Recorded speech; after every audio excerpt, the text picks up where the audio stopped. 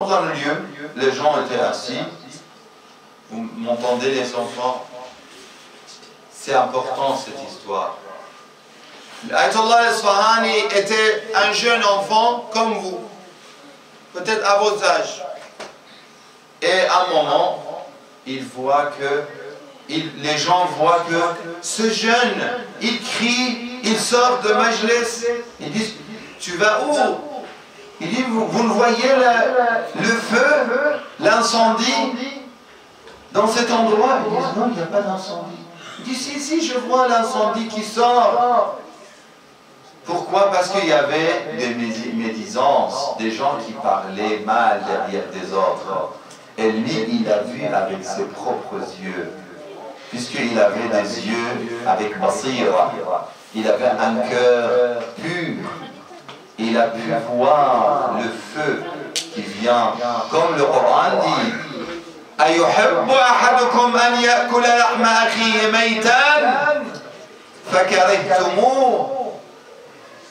Le prophète a dit à une de ses épouses, quand elle se moquait de quelqu'un, elle a fait ça devant le prophète était très triste de ça.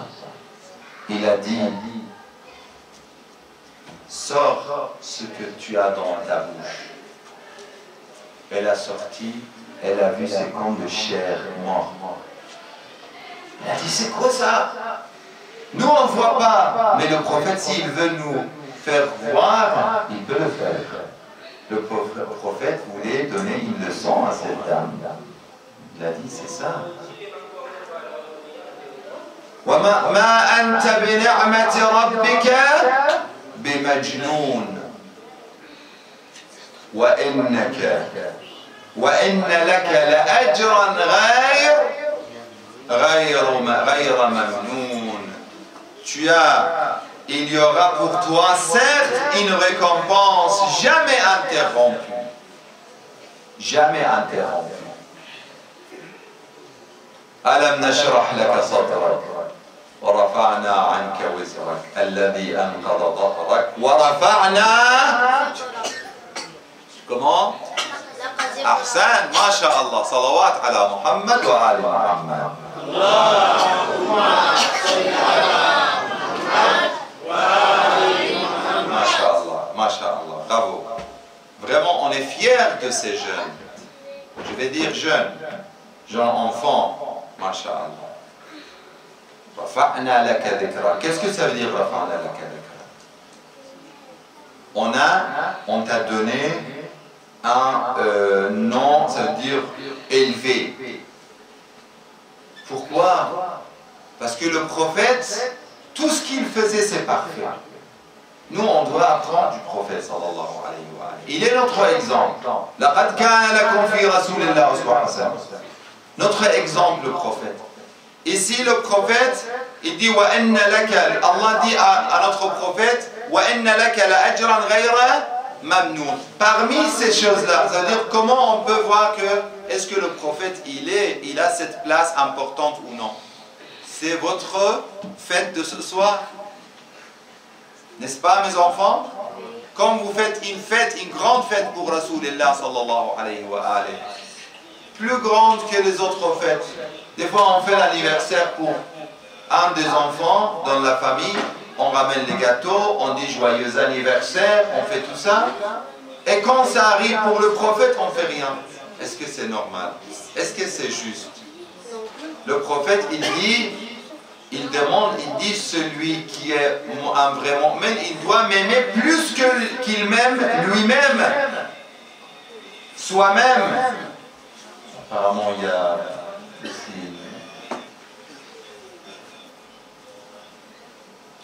Et ici, si j'aime le prophète, je dois faire la fête pour le prophète plus que les autres.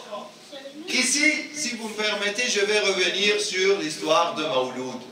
Les gens qui vous disent, Mawloud, est-ce que c'est bon ou c'est pas bon? Ça, c'est un sunnite. C'est un livre d'un sunnite. Et la majorité des sunnites faisaient le Mawlid. Ça, vous le savez ou non? La majorité des sunnites faisaient le Mawlid. Ça, c'est Suyuti. Jalal ad-Din al-Suyuti. dans le 15e siècle, il parle de le Mawloud. Il voit que malheureusement certains à cette époque ont commencé à critiquer le Mawloud. Malgré que le Mawloud, ça veut dire l'anniversaire. Quand on dit le Mawloud, c'est l'anniversaire du prophète Rasulullah sallallahu alayhi wa alihi wa sallam. Sallu ala Muhammad wa ali Muhammad. Allahumma salli ala Muhammad wa ali Muhammad. Et le Mawloud, le prophète, on faisait tout le temps pour lui la fête. Maintenant, Suyuti, qu'est-ce qu'il dit? Parce qu'il y a quelqu'un qui s'appelle Ibn al-Hajj. Ibn al-Hajj, dans le 14e siècle, 1300 et quelques, 14e siècle, il commence à critiquer. Il dit oui, c'est pas bon ce qu'ils font dans le Mawloud. Ils font de mauvaises choses. Mais s'il y a des mauvaises personnes, ils font dans les Mawloud des mauvaises choses. Quel est le rapport avec le Mawloud lui-même? Si par exemple, il y a des mauvaises personnes qui vont partir à la Mecque pour faire des mauvaises choses là-bas, on va arrêter la Mecque? Est-ce qu'on va arrêter le pèlerinage? Est-ce qu'on va arrêter la visite de l'imam al-Hussein parce qu'il y a quelques personnes là-bas qui font de mauvaises choses? Non. On ne peut pas lier ça à ça. Le prophète sallallahu alayhi wa sallam, on doit être reconnaissant avec lui. Tout ce qu'on a aujourd'hui comme bienfait, on a vu tout à l'heure l'histoire de bienfait. Tout ce qu'on a comme bienfait d'Allah subhanahu wa ta'ala, c'est grâce à qui? C'est grâce à qui? C'est grâce à Rasulullah sallallahu alayhi wa sallam. Quand Rasulullah, Allah dit à son prophète, Laoulak, si ce n'était pas pour toi, j'aurais même pas créé la création. Ça veut dire, si moi et toi aujourd'hui on vit, on est créé, Allah nous a créés, c'est grâce à qui? Bismillah. Ahsant, masha'Allah, masha'Allah. Sallu ala Muhammad wa ali Muhammad. Allahumma salli ala Muhammad wa ali Muhammad. Frère Abdelrahman, vous avez des cadeaux pour ces jeunes, masha'Allah? Vous avez? À la fin, vous allez distribuer des cadeaux? Demain, Inch'Allah. Inch'Allah ta'ala. Et ici, parce que vraiment, ils écoutent, ils sont très intelligents et ils comprennent bien, masha'Allah. Et ils suivent bien, masha'Allah. Ici, on va dire à ces gens-là, non, ne dites pas que cette fête n'est pas importante. Cette fête est très importante. Parce que par cette fête, premièrement, je prouve mon amour pour Rasulullah sallallahu alayhi wa sallam.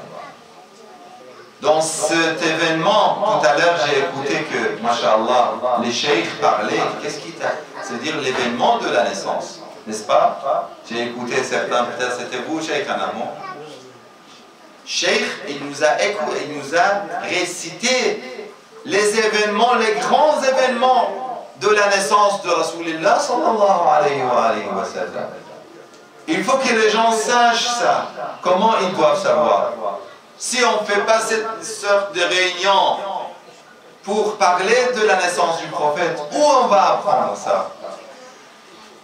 Dans la naissance du prophète, on voit que la majorité des musulmans, ils faisaient le Mawloud.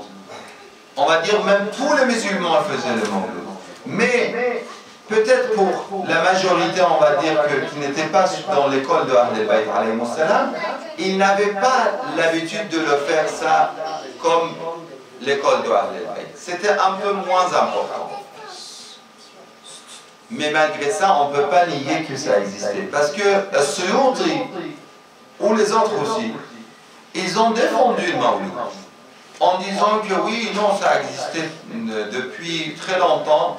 Et ils disaient que, par exemple, telle personne, dans certains livres, on voit qu'ils disent que, par exemple, tel roi ou gouverneur du nord d'Irak, de Erbil, ou tel gouverneur de Alep, c'est eux qui ont commencé en 12e siècle de faire la naissance et l'anniversaire de la naissance du prophète sallallahu alayhi wa sallam. Est-ce que c'est la bonne réponse? Oui. Non. l'anniversaire de Rasulullah, de la naissance de Rasulullah. Depuis Ahl al-Bayt et nos imams, on fête la naissance du prophète et des imams. On fête cela. Pourquoi? On a un hadith de l'imam Ja'far al-Sadiq alayhi salam. شيعتنا خلقوا من فاضل طينتنا يفرحون لفرحنا ويحزنون لحزننا.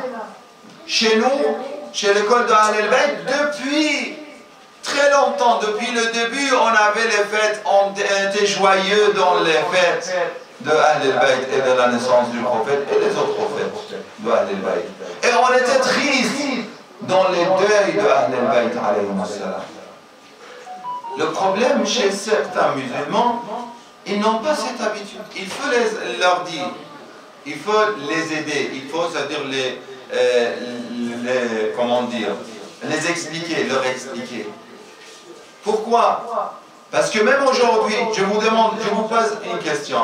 Qui sait quel est le jour du départ de Rasulullah sallallahu alayhi wa sallam? Du décès de Rasulullah,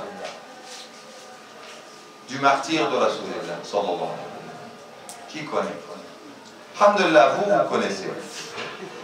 Mais il y a beaucoup de musulmans qui ne connaissent pas. Si vous leur demandez, donnez-nous la date de ce jour. Quel est ce jour-là? Est-ce que c'est Safar? Est-ce que c'est Dhul Qa'da? Est-ce que c'est Dhul Hijjah? C'est quel jour? Qu'est-ce qu'ils vont répondre à votre avis? Ils n'ont pas de réponse. Essayez. Demandez, posez cette question. Ça veut dire le problème chez nous c'est réglé depuis. On ne discute même pas de cette question. C'est-à-dire on n'a même pas ce problème. Nous on sait très bien que pour prouver l'amour pour Rasulullah sallallahu alayhi wa sallam, comme je prouve l'amour pour mes enfants, ma famille, il y a des gens qui disent oui, même pour la famille c'est bid'a. On ne doit pas faire l'anniversaire pour les enfants. Est-ce qu'ils font l'anniversaire pour leur fête nationale dans ces pays? Dans tel ou tel pays, je ne vais pas citer le nom de pays. Est-ce qu'il y a des fêtes ou non? Ça n'existe pas. Il n'y a aucune fête? Je pose cette question.